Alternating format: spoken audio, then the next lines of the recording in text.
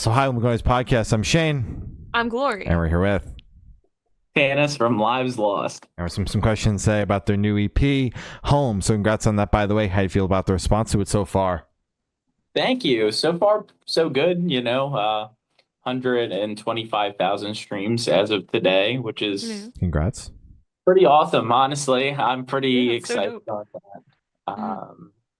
I think, there's two songs on it that really stand out, with the other two kind of dragging along, which is crazy because I thought those two were going to be the strongest on the Mhm. record. But It's here we typically how are. it goes. Yeah. Yeah, that's, you know. I guess my vision and what the world enjoys are two very different things. Yep. Yeah. Yep. Oh my goodness. Well, the EP rips, dude. Oh yeah, Thank EP fucks. you. You're welcome. Mhm. Hell yeah. Oh yeah. Thank you guys. Of course, yeah. So is there any meaning behind the EP title or cover art? Yeah. So that is actually, I do all of our album artwork at this point, except for our last EP. We had a friend, Grimcat, drew that for us. Um, but what I like to do is I either take pictures or find stock images and I manipulate them with my Photoshop skills. Mhm. And I had a picture that I found that I really liked of the night sky. And that picture in the foreground, the house is a stock image of an abandoned home in, I believe, I can't remember if it's Korea or China, but I think China. Mhm. Um, this the northernmost point of China, actually, which is why it kind of looks so barren and cold.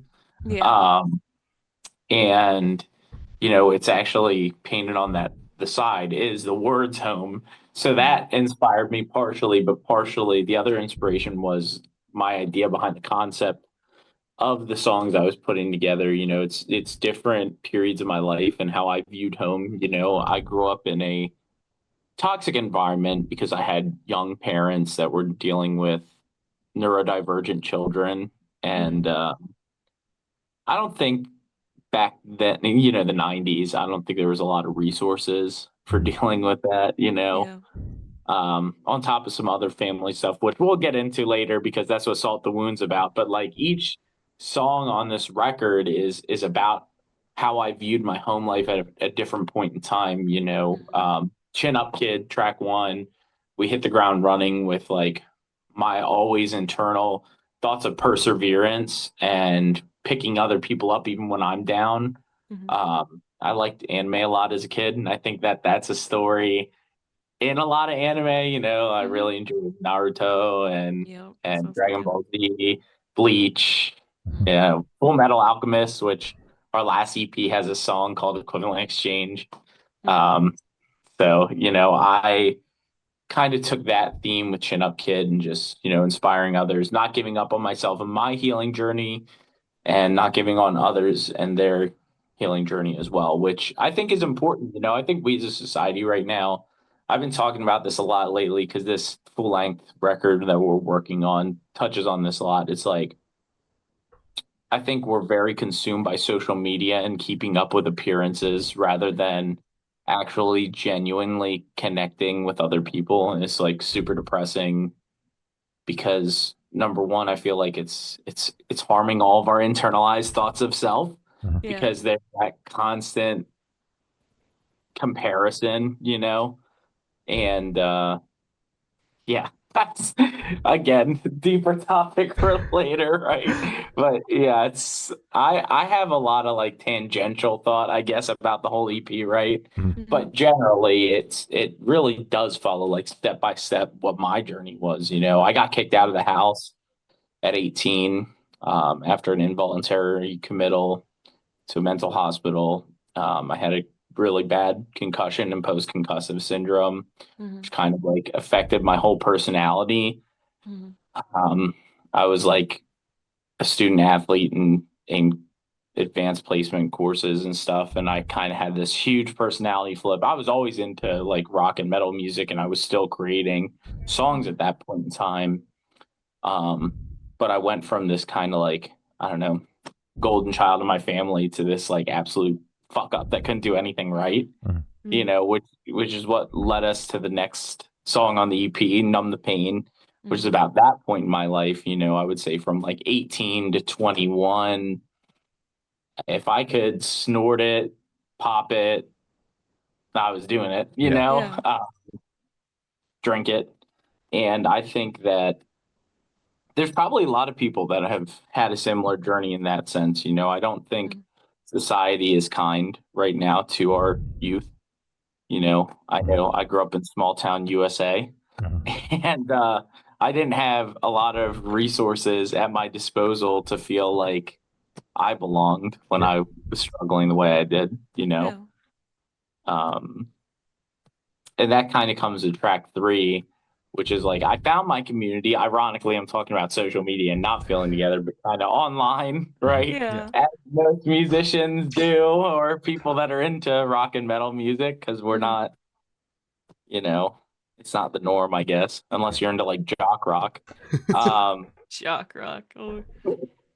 but yeah, it's just Salt the Wound is about, my journey through therapy and like learning about myself to self acceptance and also accepting my parents and for what they've done, even if they don't really feel like at fault, which my mom does, my dad doesn't. That's a longer story.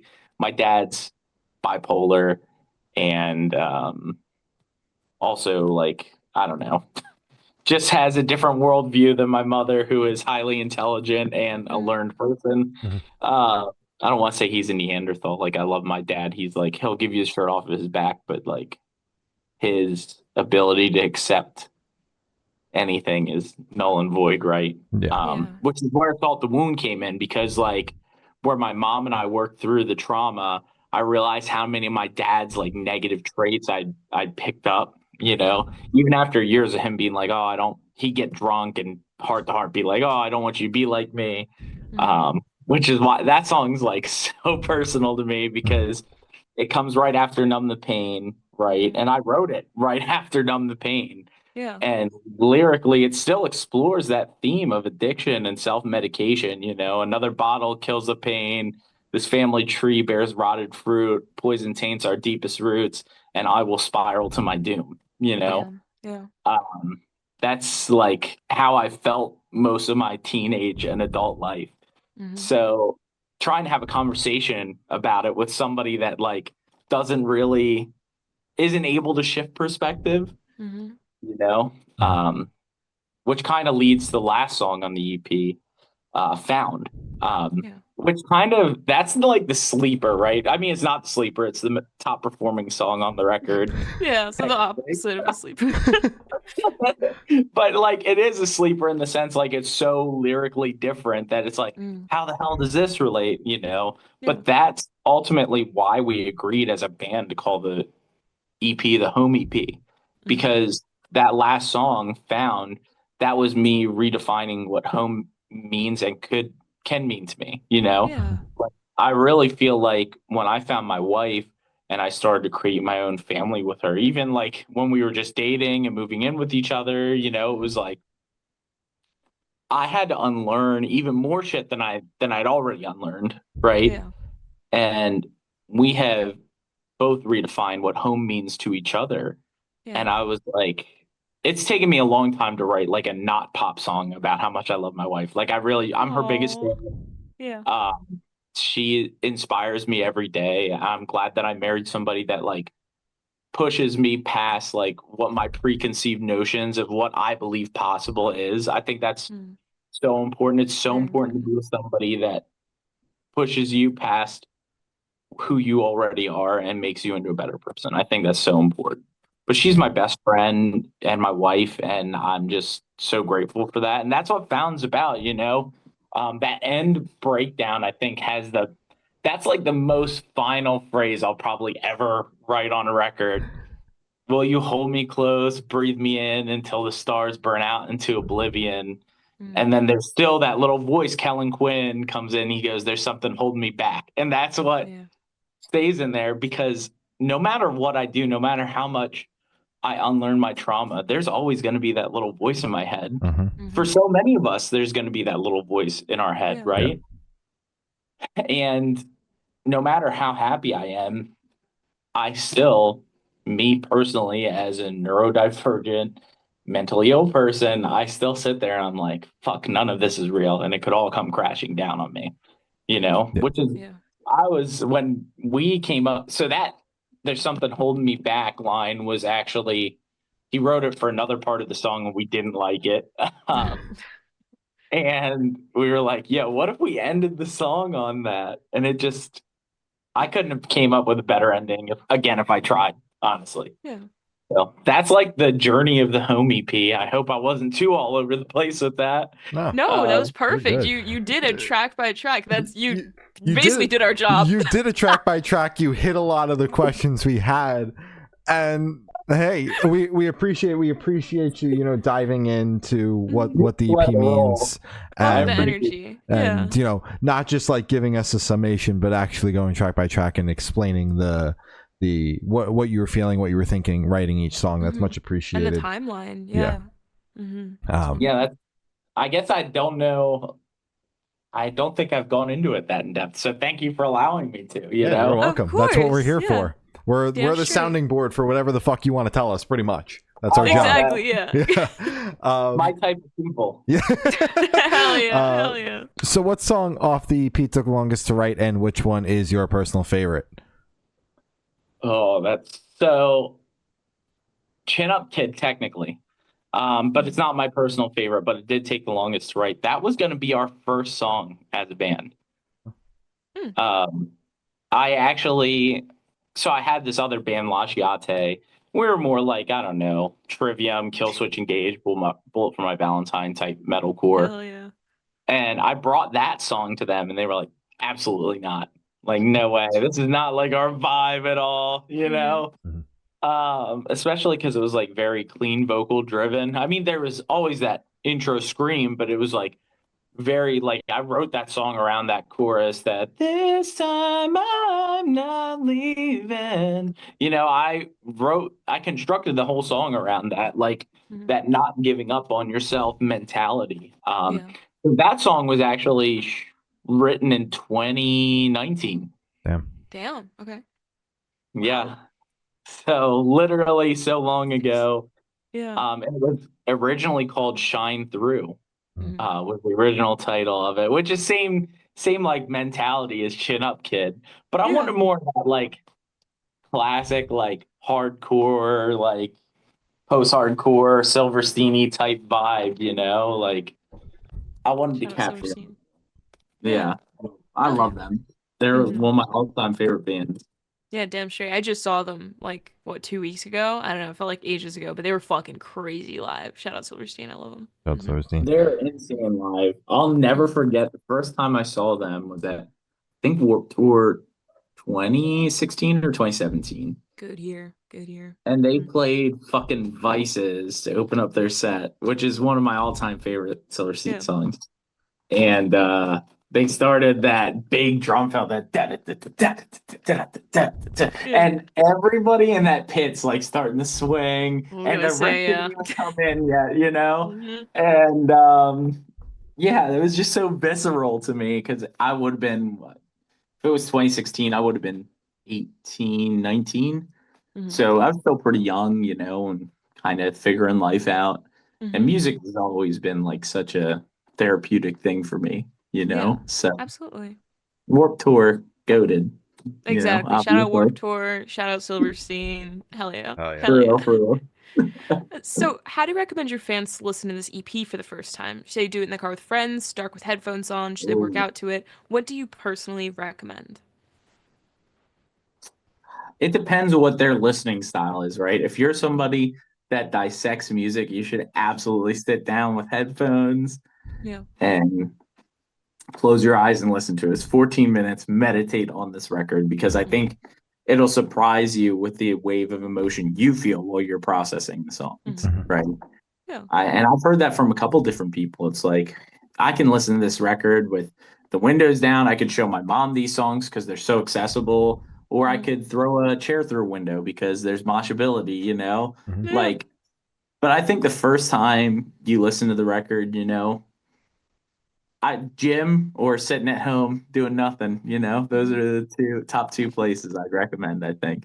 Hell yeah. Hell yeah. Yeah, straight. Well, this question should be super, super quick. Off the top of your head, I want you to describe the EP for new listeners in 3 words, no more, no less. Epic, moody, and beautiful. Yeah. Hell That's yeah. beautiful. Hell yeah. Yeah, damn straight. Hell And yeah. are you able to touch on any particularly challenging or standout moments during the creation of this EP, positive or negative?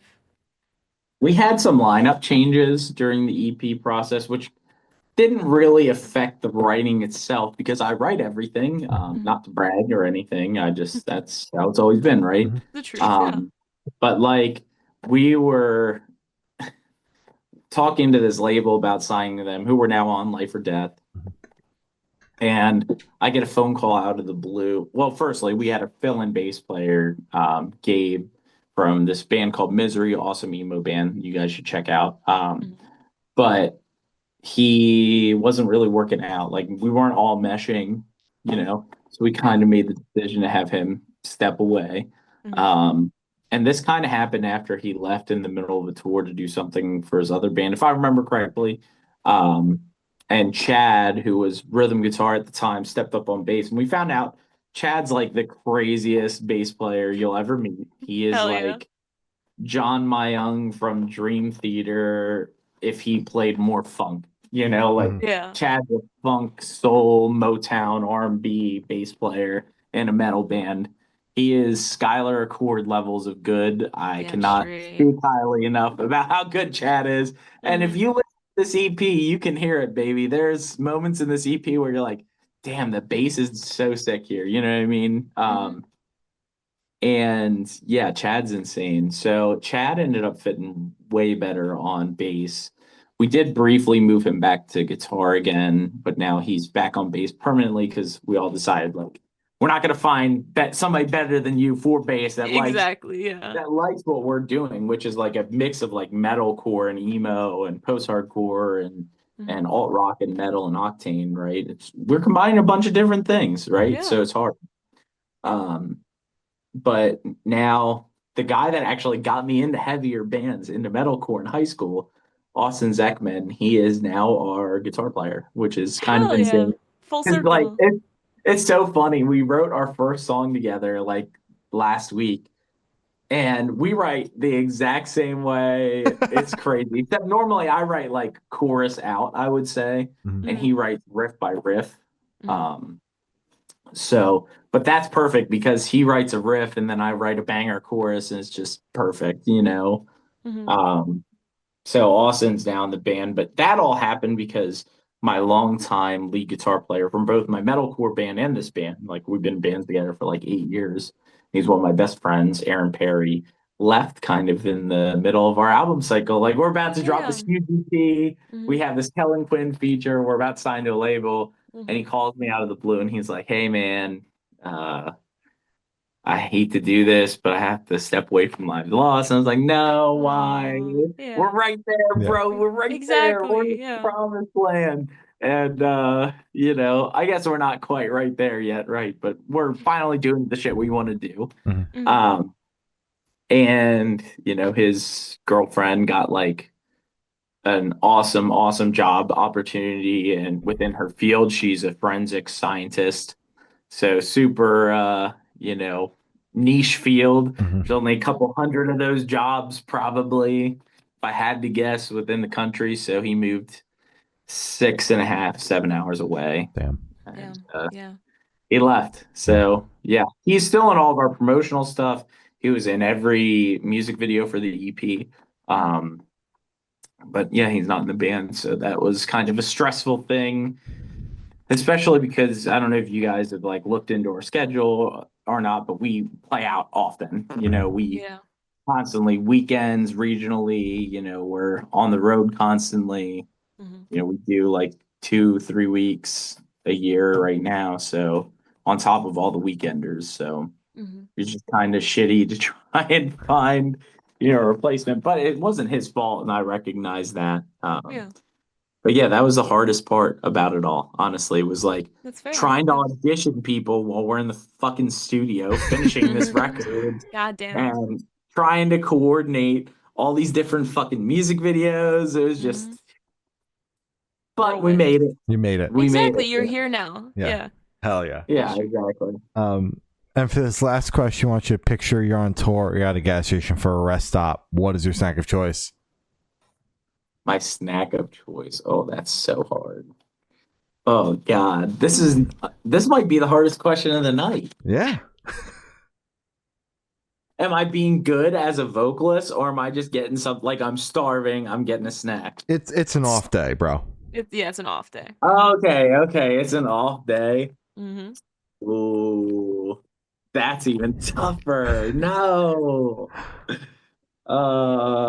If we're talking like hot bar stuff, like I'm getting one, and I don't care if this is gross. I'm getting one of them steak and cheese grill things, Okay. you know, with an Arizona iced tea Yeah. and peanut butter nutty buddy little Debbie thing.